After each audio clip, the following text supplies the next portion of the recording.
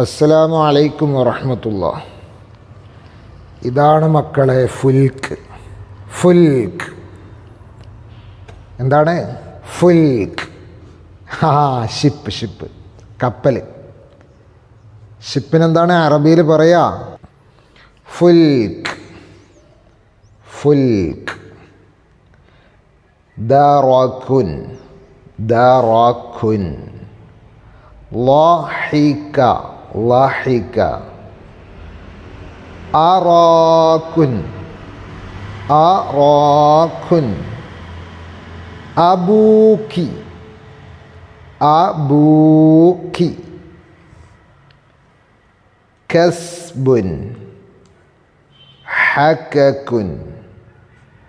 അകിഫ. കഅകുൻ. കസ്ബുൻ ഹകകുൻ അകിഫ കഅകുൻ. ഫകാകൻ. ഫകാകൻ. ഫകാകുൻ. ഫകാകുൻ. ഫകാകിൻ. ഫകാകിൻ.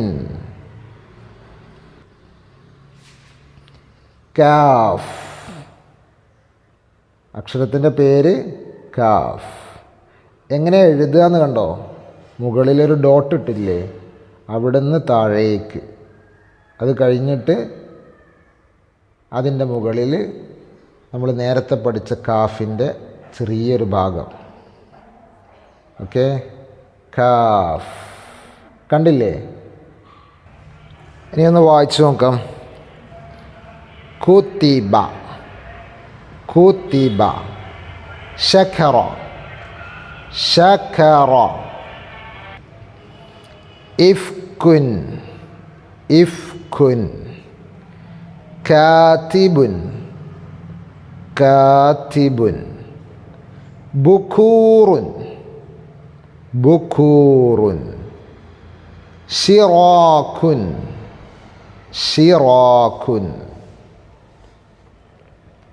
Calf. ഫ. Gain. ഖാഫ്. ഐൻ. Calf. Calf. ഫ. Gain. ഖാഫ്. ഐൻ. Calf. അടുത്തത് 2 ആയത്തുകളാണ്.